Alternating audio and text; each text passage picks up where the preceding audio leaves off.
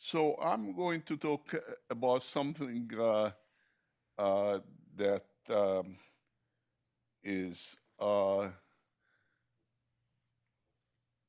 going back long ways, but I discovered that there's still some dispute about it. And I was rather surprised at that, and that's when I started doing the things that I did for this talk.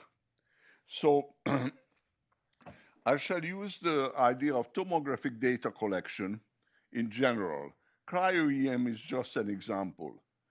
Uh, any data collection which provides us with approximations of integrals of some parameters, and the parameter is the thing that you want to recover. I don't care what it is. So it is definitely not restricted to cryo-EM. The idea is that you have some data which provides you with approximations of some integrals of the parameter. The reconstruction is an attempted recovery of the distribution of the parameter from values of such data. Now, there are two major categories of reconstruction techniques. One I refer to as transform methods, and in electron microscopy, the examples are WBP or F filter back projection, and the other is series expansion methods, examples of which are the algebraic reconstruction techniques and SERT. The former methods, the transform methods, are in wide use. They have fast speed and generally simple implementation. The latter methods have been claimed to provide greater detail from incomplete or noisy data. What are they like? The series expansion methods specify the distribution of the parameter as a linear combination of some basis functions. And they estimate the coefficients of such an expansion by some iterative reconstruction algorithm. Iterative reconstruction I will abbreviate by IR. Now, in many fields of application of tomography, for example, in medical CT, IR has become the norm in recent years. I will give you examples of this. This has not happened in cryo-EM. And there seems to be a greater inertia against the use of series expansion methods. And this reluctance by the EM community goes back to 50 years and is still pretty strong, so I found out. So the purpose of this presentation is to discuss this phenomenon. So this may be a talk about the sociology of science rather than science. I will give examples for the efficacy of IR in EM and in other applications. I shall look at the objections to the use of IR in cryo-EM, and I make some comments at the end on the relevance of the topic to current cryo-EM work. So let me first justify this claim I made about that in radiology, iterative methods are pretty standard now. I'll do it by reference to three recent articles, all in the last few months. One was from the American Journal of Neuroradiology, and these are quotes. CT dose was significantly reduced in studies with IR compared with FBP. Signal to noise ratio and contrast to noise ratios improved twofold with IR. Radiologists graded IR superior to FBP for gray-white matter differentiation and anatomical details. The average reconstruction time by FBP was 101 seconds, and by IR it was 147 seconds, so no change in workflow. I think that's rather important uh, because, as you will see, one of the objections that have been raised by many people, including myself, against iterative reconstruction methods is that they're slow. But if they properly implemented, then in this commercial uh, computer tomography machines are properly implemented, they work essentially as fast as filter back projection. Another article is from the European Journal of Radiology. And again, I'll give you some quotes. The introduction of IR for clinical CT imaging resulted in many studies evaluating these methods. Overall, the studies showed improved image quality and diagnostic value with IR compared to FBP. Radiation dose can be reduced with IR by 23 to 76% without compromising on image quality. And compared to conventional FBP, IR allows integrating prior knowledge into the reconstruction process. I will give example of this later. Quote from the third, is it the third? Yeah. Next paper, anyway. It said this study evaluates the physical image quality obtained by a commercially available image-based iterative reconstruction system as compared to that obtained by FBP and an iterative reconstruction which is not image-based. I won't get into what is an image-based iterative reconstruction, but it's commercially available in some CT scanners. And the conclusion of that report was that IR uniformly improved the task-based image quality of FBP over the entire frequency range. Sorry, image-based IR uniformly improved the task-based image quality of FBP over the entire frequency range, whereas IR improved the characteristic over medium to high frequency. So let's talk about one iterative reconstruction technique. So the whole thing is not absolutely abstract, namely the algebraic reconstruction technique, ART, which is really a quintessential IR approach. ART was introduced in 1970. As I said, this goes back a long way. In an article in the Journal of Theoretical Biology. And I quote from the abstract of that article, we give a new method for direct reconstruction of three-dimensional objects from a few electron micrographs taken at angles which need not exceed a range of 60 degrees. The method works for totally asymmetric objects and requires little computer time or storage. It is also applicable to X-ray photography and may greatly reduce the exposure compared to current methods of body section radiography.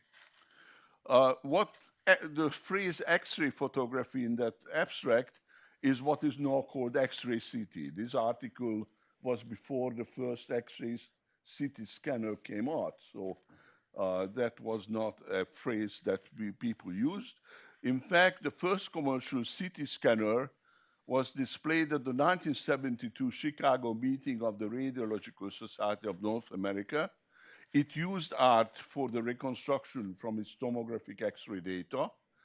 And it's been reported, I wasn't there, but it's been reported that the accompanying lecture received a standing ovation at the meeting, which is not really surprising because you had all these neuroradiologists who for the first time could see what is going on inside the skull. On the other hand, the reception of the 1970 ART paper by the electron microscopy community was quite negative. In the article, Art and Science are conditions for three-dimensional reconstruction from electron microscope images, Crowther and Klug stated that the ART paper made, quote, extravagant and misleading claims. Such a belief, in spite of the currently 2,695 Google citations, Um, this morning when I looked, it was 2,697. So to the 1970 art paper testifying its efficacy in many fields still lingers in the EM community. So what are the considerations for electron microscopists for choosing an algorithm? So my co-authors and I talked to a number of people, and this is our report that the three determining factors are the quality of the resulting reconstructions, the time that the algorithm takes to produce the reconstructions, and the parameters that need to be specified for the algorithm. So in this talk, I will present and critically examine reasons why many electron microscopists rather use WBP than iterative reconstruction. Briefly stated, the underlying claims are WBP is good enough. That is, having an IR reconstruction available doesn't help a structural biologist to reach more accurate conclusions than what could be reached based on WP reconstructions. The second is to do with time, that users like having results as soon as possible so that they can examine their reconstructions. In a typical environment in which reconstructions algorithms are applied, IR tends to require much more time than WBP. For example, it is reported, but it was me, in my book on the fundamentals of computerized tomography from 2009, that the IR algorithm that produces the best quality reconstructions took approximately 20 times longer than FBP applied to the same data. So if you just go ahead and you have a desktop computer and program IR and FBP, the chances are that the IR that comes out will be significantly slower. The same thing was reported in a number of practical environments by a survey paper by Pensek in 2010. And the third negative statement about the IR algorithms is that users do not like having to play with values of algorithmic parameters. They prefer to work with given default values. Pensek also points out in that survey paper, which I just mentioned, that IR algorithms, quote, require adjustments of numerous parameters whose values are not known in advance. So let me get into a little bit more detail about these three aspects: quality, time, and parameters. With quality, of course, the basic question is how is it determined? What is quality? A straightforward approach to evaluating the relative quality of images obtained by various reconstruction methods is to show them to expert users and ask them to rank the images in terms of their perceived ability to provide the sought-after information. A serious problem with this approach that it has been repeatedly reported that the actual performance of expert users in analyzing the images does not match their own predicted performance, not somebody else's, their own predicted performance, based on images, got lots, based on looking at the same images. In other words, users, even expert ones, are not good at predicting the relative goodness of their own performance based on images obtained using various reconstruction methods just by examining those images. Many papers on this. One example, which appeared in the American Journal of Neuroradiology, where they were comparing various diagnostic imaging methods presented in a three-dimensional way. And the question was, which one is the best for diagnosing craniosynostosis? And they showed images to experts, and they selected this. Then there was a break of several months, and they showed the images to the same expert and asked them to make a diagnosis rather than just a judgment. And it turned out that what they said is the best is not what weren't the things on which they perform best. So that's very dangerous just to decide what method is best by asking people's opinion. There is a whole field of psychophysics to examine in a reliable manner of how good such techniques are. And one fairly well accepted method is statistical hypothesis testing. And that consists of 4 steps. First of all, you generate random samples from a statistically described ensemble of phantoms relevant to the given biological problem, and you use computer to simulate the data collection by an electron microscopy. Then you reconstruct from the data so generated by each of the algorithms. Then you assign a figure of merit to each reconstruction. That is dodgy. You got to make sure that the figure of merit should measure the usefulness of the reconstruction for solving the biological problem. And I will give an example later on. And then finally, you calculate the statistical significance based on the figures of merit of all reconstructions, by which the null hypothesis that the reconstructions are equally helpful, so for solving the problem at hand can be rejected in favor of an alternative that one of them is better. And such methodologies have been described in many places. The book I mentioned previously has a detailed description and examples of it. So here is an example of quality evaluation. This is from virology, and it has to do with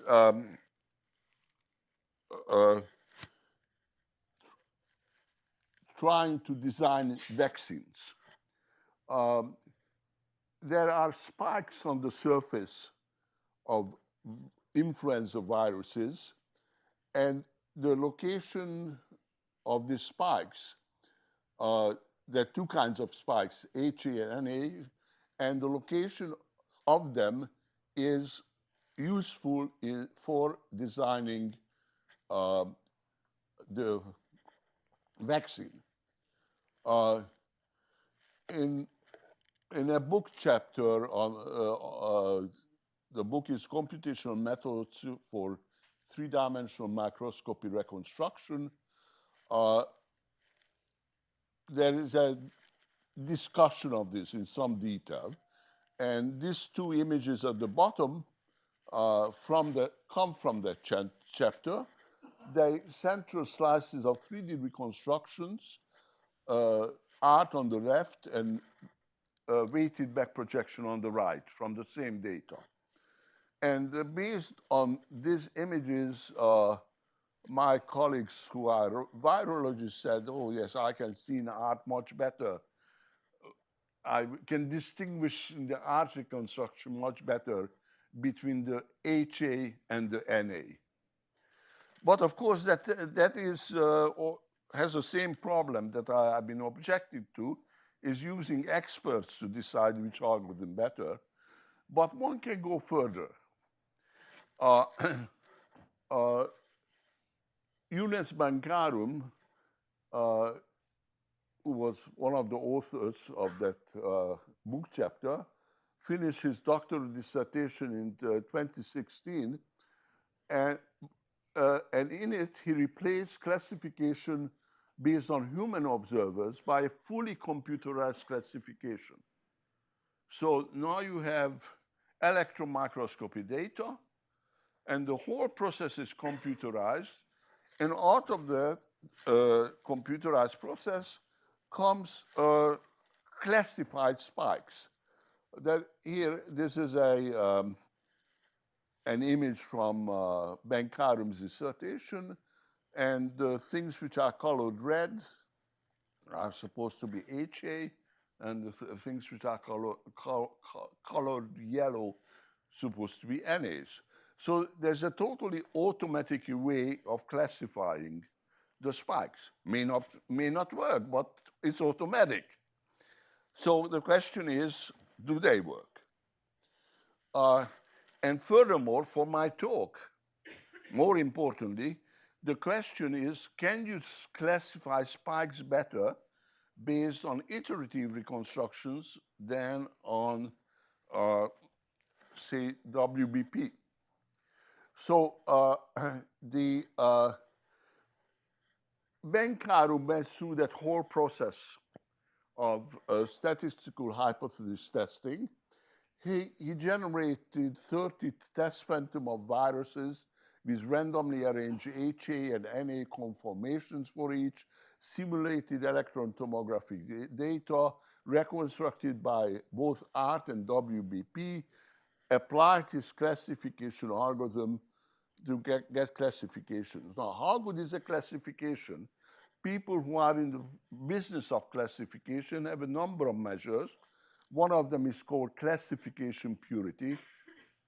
Don't give the precise mathematical definition, but the higher the classification purity is, the better you do. 100% is that you do perfectly well. And he found that the classification purity was 97.48 based on the ART reconstructions, and it was only 83.93 based on the WBP reconstruction. So you misclassify many more spikes when you did your reconstructions using WBP. So then, of course, the question is could this have been some kind of accident due to all the noise that was gone into the process? And the answer is essentially no. One of the things that statistical hypothesis testing does for you is allow you to assign a p-value to the result, which indicates how unlikely is what you have observed to come by accident. And the results in Ben Carum's dissertation was that if the two methods, ART and WBP, were equally good for this purpose, then to observe such a difference as we have observed, or worse, could only happen once out of 10 to the 7 experiments. Okay, so I'm not getting to time, which is good because time is running out. So I want to give some example of how time can be reduced. I mentioned at the beginning how the timing problems. So one example is the paper on model-based iterative reconstruction. The two panels side by side, the one on the left is WBP, and the one on the right is model-based iterative reconstruction. And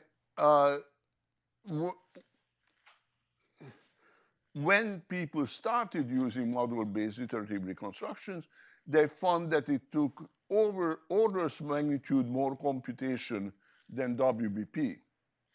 But by working on it further, a paper published a way of implementing it called non-uniform parallel supervoxel algorithm, and it used massive parallelization, and it achieved a speed up 1,665. So when you do that kind of thing, the timing becomes comparable. Another example of that, one which I've been working on, is from proton computerized tomography. proton computerized tomography is a way of collecting data so that you can plan proton beam therapy, which is a way of doing cancer treatment. And it is very intensive in data collection, and original algorithms took days and days and days. You want to run this thing in a clinical environment. You don't want the reconstruction to hold up the flow through the department. When you use proton computed tomography, you have pretty well have to do it day after day to make sure that your proton plan is appropriate for the patient at the time. It has been achieved to reconstruct within 11 seconds for clinical data, which is certainly fast enough. Takes longer to put the patient on the table.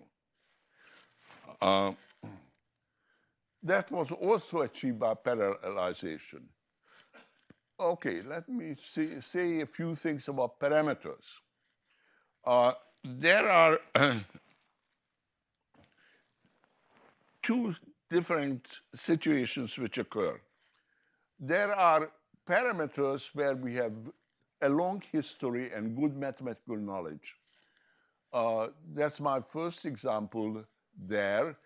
For example, if you use blobs as the basis functions, there's a literature going back in engineering, decades and decades, on how to select the blobs well. And really, if you understand the literature, you can do very well indeed. It also makes it possible to incorporate it, the selection in standard softwares, such as XMIP, but you have to be careful. We've got to make sure that whoever did that did it right. On the bottom, I show what happens when you use the parameters based on the article in the Journal of the Optical Society of America A, which I mentioned up above. And what is being reconstructed here is a sphere of uniform material, and I'm just showing the central slice. And if you use XMIP parameters, you get the thing on the right, which is not bad, but why not do better? The other thing is that there's a lot of literature in optimizing parameters for various things. Many algorithms exist for that kind of thing. One that we have been using is an algorithm called LOPEX, and we published about it in the Annals of Operations Research. And it is an algorithm which learns. I mean, this is not a hot topic, but the LOPEX goes back a long way, long before people talked about neural networks and such. Random optimization techniques is not a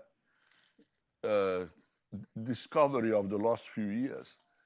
And it's random, and so we can optimally select the parameters quite automatically. So let me just say something relevant to current work in cryo. Many people currently working cryo-EM are not aware which reconstruction algorithm they are using. That may very be the case. People know whether they use Relion or CryoSpark, but they don't actually know the reconstruction algorithm in the flow, generally speaking. and therefore this topic is not on top of their minds. That doesn't mean that it's not worth to use better algorithms. It's practically an orthogonal thing to everything else. If you do all the wonderful things that I heard at this meeting, at the end of it, you have some estimate of integrals, you might as well use a better algorithm. Nothing to be gained by using an inferior one. Let me finish with one more example from non-destructive testing, so to illustrate one of the advantages of using iterative reconstruction algorithms. Too many knobs. This is from non-destructive testing, and X-ray CT is a widespread inspection technique in industrial non-destructive testing. The large size and heavily absorbing objects cause artifacts due to either lack of penetration of the specimen in specific directions or by having data from only a limited angle range of views. Well-known problem in the Cryo ET. On the other hand, one can use further imaging modalities, for example, optical scanning or ultrasonic testing, and those will provide data which are complementary to CT acquisition. And one can fuse this data and have better reconstruction algorithm by making use of the data from the other modalities. So here is an example, an iterative algorithm referred to as SART in the literature, reconstructed a turbine blade, it's on the left, and then if we incorporated in the iterative algorithm the data from the other modalities, the reconstruction was on the what we got on the right. I think it's beyond argument that that is more useful for deciding whether the turbine blade is as it should be. I better stop, I overrun.